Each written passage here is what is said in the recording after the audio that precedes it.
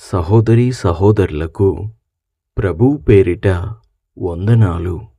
మీకు మీ కుటుంబానికి యేసుక్రీస్తు యొద్ద నుండి దీవెనలు ఆశీర్వాదములు మెండుగా కలుగునుగాక.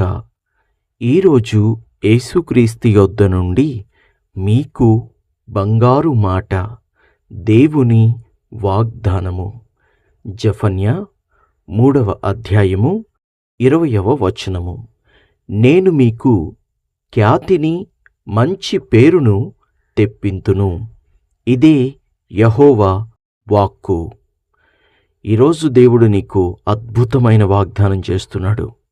రాబోయే రోజుల్లో తొందరలో దేవుడు నీకు ఖ్యాతిని తీసుకొస్తానంటున్నాడు, మంచి పేరుని తీసుకొస్తానంటున్నాడు. మన జీవితంలో మంచి పేరు సంపాదించుకోవడం చాలా ముఖ్యమైన విషయం. ఘనతను కూడా సంపాదించుకోవడం చాలా ముఖ్యమైన విషయం. క్రైస్తవులమైన మనము అనగా పరిశుద్ధుడు, నీతిమంతుడు అయినటువంటి ప్రభువైనటువంటి మన దేవుణ్ణి ఆరాధించు మనము మంచి పేరు తెచ్చుకోక మరి ఎవరు మంచి పేరు తెచ్చుకుంటారు? లోకంలో మంచి పేరు కలిగిన వారు ఉన్నారు, కానీ వారందరికంటే కూడా శ్రేష్టమైన మంచి పేరును మనము తెచ్చుకోగలగాలి. పరిశుద్ధులు అనే పేరు, నీతిమంతులు అనే పేరు, విశ్వాసులు అనే పేరు, ఇంకా విజయములు సాధించి 10 మందికి ఉపయోగపడి అన్నిటికంటే ముఖ్యంగా ప్రభువు దృష్టిలో, ప్రభువు దయలో, ప్రభువు కృప పొందుకొని జీవిస్తూ ఘనతను పొందుకోవడం గొప్ప విషయం. దేవునికి మహిమ కలుగునుగాక. ప్రియ సహోదరి సహోదరుడా, ఎటువంటి పేరు నీకు గతంలో కలిగి ఉన్నప్పటికీ ఈరోజు నీవు మారు మనసు పొందుకొని నీ పాపాలు ఒప్పుకొని నీ పాత రోత జీవితాన్ని విడిచిపెట్టి ప్రభువు వైపు తిరిగి, ప్రభువా నాకు మంచి పేరు నీవు, ఘనత నీవు, ఖ్యాతి నీవు అని నీవు అడిగితే ఇవ్వడానికి ప్రభువు సిద్ధంగా ఉన్నాడు. నీ గతకాలపు జీవితాన్ని, నీ చెడ్డ పేరుని ప్రభువు ఏమాత్రం జ్ఞాపకం చేసుకోకుండా ఆయన వాటన్నిటి నుండి నీకు విడుదలిచ్చి రాబో రోజుల్లో ప్రభువు నీకు మేలు చేసి నిన్ను జనులందరికంటే హెచ్చుగా చేయబోతున్నాడు.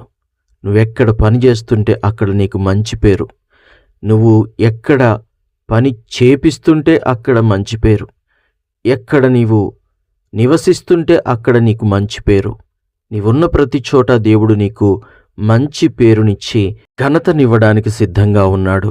దేవునికి మహిమ కలుగునుగాక.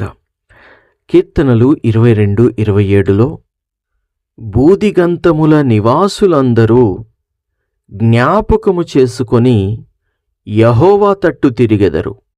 అవును, ప్రతి ఒక్కరూ ప్రభువుని చూచి ప్రభువు యొద్దకొచ్చి ప్రభువు తట్టు తిరిగి ఆయనకు సాగిలపడాల్సిందే, నమస్కారం చెయ్యాల్సిందే. అన్యజనులందరూ, అన్యజనుల వంశములన్నీ ఆయన సన్నిధికి రావాల్సిందే, ఆయన సన్నిధిన నమస్కారము చెయ్యాల్సిందే.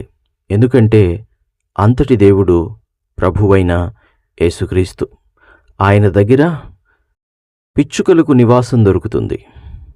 ఆయన దగ్గర పిచ్చుకలు కూడా ధైర్యంగా నివసించగలవు. ఎవరైనా రావాలి అంటే ఎందుకు వస్తారండి? ఎంతో మహత్యము, ఎంతో శక్తి, ఎంతో దయ ఆ దేవుడిలో ఉంది అని నమ్మితేనే కదా వస్తారు. ఈరోజు భారతదేశంలో ఉన్న మనందరం కావచ్చు, ఇతర దేశాల్లో ఉన్న ప్రతి ఒక్కరూ కావచ్చు, ఈరోజు దేవుని దగ్గరికి వచ్చి దేవుణ్ణి నమ్ముకొని ఉన్నామంటే కారణం ఏంటి? దేవుడు ఎలాంటివాడో, దేవుని ప్రేమ ఎలాంటిదో మనకి తెలుసు. మనము రుచి చూచాము, మనము ఎరిగాము.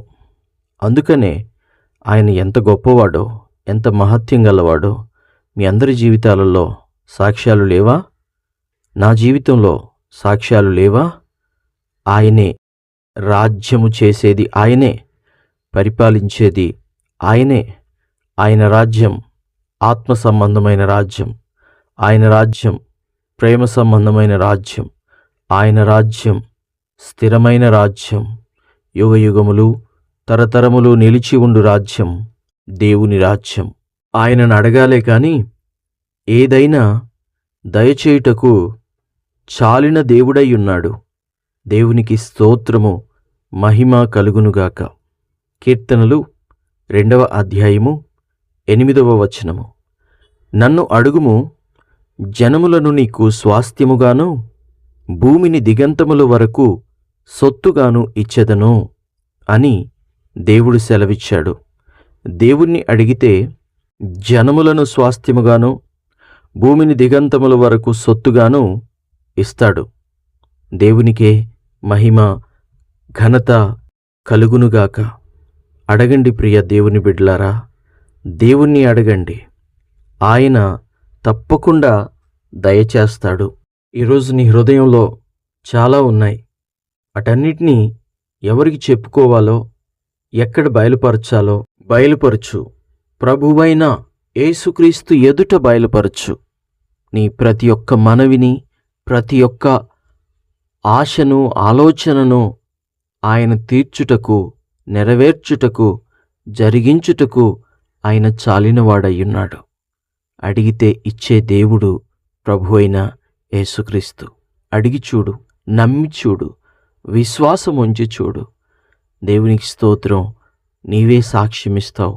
నీవే ఆయన కృప గురించి మాట్లాడతావు. మాట్లాడకుండా ఉండలేనంతగా ప్రభు నీకు సహాయం చేస్తాడు. మంచి పేరు నీకు తీసుకొస్తాడు. ఖ్యాతిని తీసుకొస్తాడు. యెహోవా మాటిచ్చాడు అంటే తప్పేవాడు కానే కాదు. దానియేలు 7:13. రాత్రి కలిగిన దర్శనములను నేనింకా చూచుచుండగా ఆకాశ మేఘారుడై మనుష్య కుమారుణ్ణి పోలిన ఒకడు వచ్చి ఆ మహావృద్ధుడగు వాని సన్నిధిని ప్రవేశించి ఆయన సముఖమునకు తేబడెను. దేవునికి స్తోత్రం కలుగునుగాక. మేఘముల మీద వచ్చే దేవుడు మన దేవుడు. ఆకాశ మేఘారుడై మనుష్య కుమారుణ్ణి పోలినట్లుగా దానియేలుకి దర్శనమునందు కనబడిన దేవుడు.